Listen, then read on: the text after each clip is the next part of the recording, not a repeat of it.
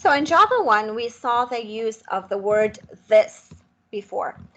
So remember when we used to have a method and it took a variable that was the same name as an instance field? What we used to do is we would put the word this before our instance field to say we want this instance field stored in us, this length, to be equal to the length that is being passed in. So for example, if we go to our code, let's go to the bank account object, and let's say we're going to the constructor that takes the name, or actually here, the amount. Okay. If I was to change here amount, this variable, instead of being a, make it amount, and I put here amount, well, now it says amount equal to amount. And both amounts, do you see how they're highlighted in yellow? They're referring to this variable. That means the instance field that is up here is not getting changed. And so we said that this was called shadowing in Java 1. This variable here is shadowing, is creating a shadow and letting this constructor not see the amount instance field variable. How do I get access to the instance field variable? I use the word this. So I say I want the amount that's stored in this, and this is a keyword that refers to the object itself. So I'm saying I want the amount that is stored in me, and you'll see that when we go up, that amount is now highlighted. So I want the amount that's stored in me to be equal to the amount that is passed in. So we get rid of this shadowing by using the word this when we have duplicate names. Now, the nice thing about this is that this is a way to refer to the object itself. It can also, the object can be, the word this can also be used to refer to methods in the class or even the constructor. So if I look at these two constructors here, I see that the first two lines are the same. The only difference between these two methods is the third line. This one says amount is 0. This one says amount, this dot amount equal to amount. But the rest of the lines are the same. And if I had to make a change to the constructor for some reason, now I have to make the change in this constructor and probably the other constructors at the top. And this is not good code. Good code is written in a way that minimizes the changes that are needed when they are done. So if I look at my constructors here, I have 4 constructors. The one that is most comprehensive is the last one. It is the one that has kind of setting everything. And so I want to write one constructor that's comprehensive, and then I want to use this constructor. So let's look at this bank account constructor that only takes the name and see how can I convert it to a call that takes the name and the amount. Well, I already have the name. What is it that I would want to pass to amount to get this to work?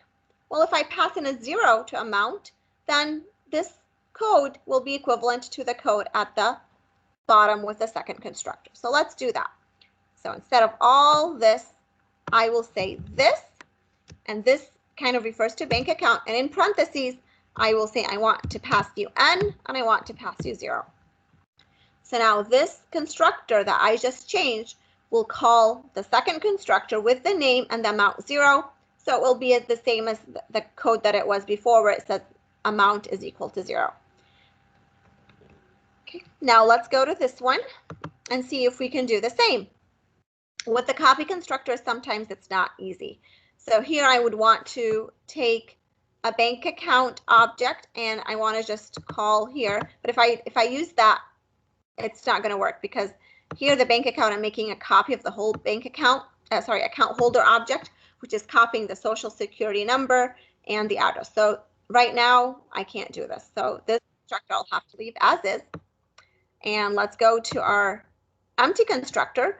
And in the empty constructor, I can use it to pass in an undefined for the name. So if we bring this code back, we're setting the name to undefined and the amount 0. So if I say this with the name undefined and the amount to 0, I will get the same result. So we can use the word this in a way that we call the constructor. So this can be used to refer to the constructor, because this is just referring to the object itself.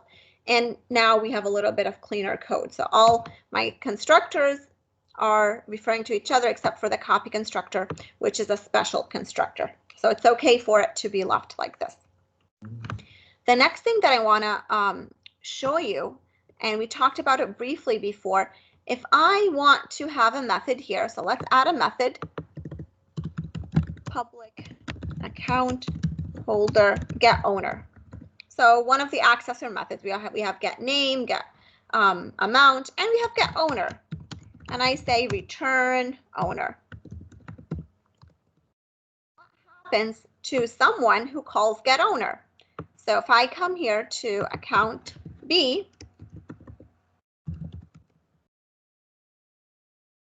let's call it B holder, and say B, get me your holder who owns this account, sorry, get owner. And then I go to the holder and I say set the name. Oops, what did I just do? Set the name to myself. I just changed the ownership. I just took over the ownership of this bank account. This is dangerous because when I'm changing the owner now, let's see if we can, are we printing B anywhere? Let's print B. Let's take this code out and let's just print B. Let's see who the owner of B is right now. Sorry, owner, yeah, B.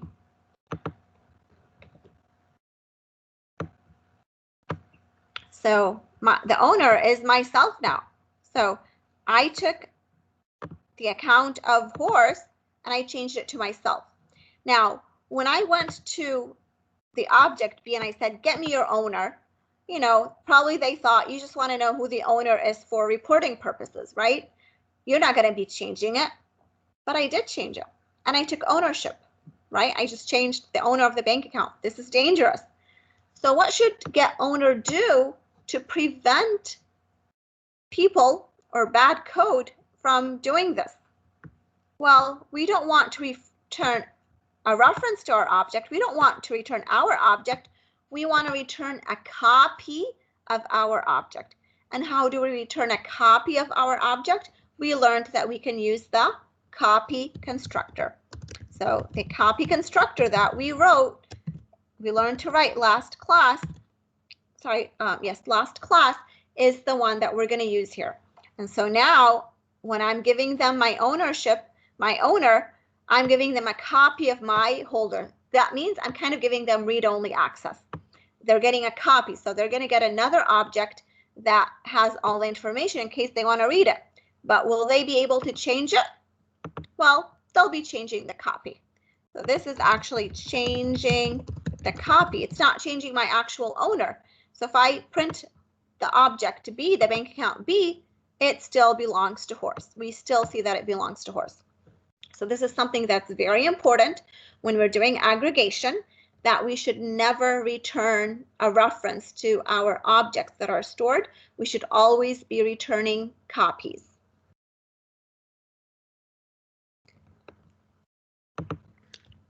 And with this, we are done with that part of the chapter.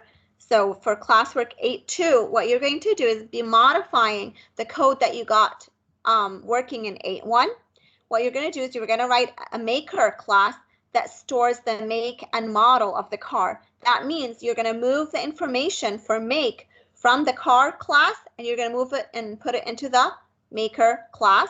And of course, you're going to be modifying all the other methods needed like toString and equals and their constructors to get this to work.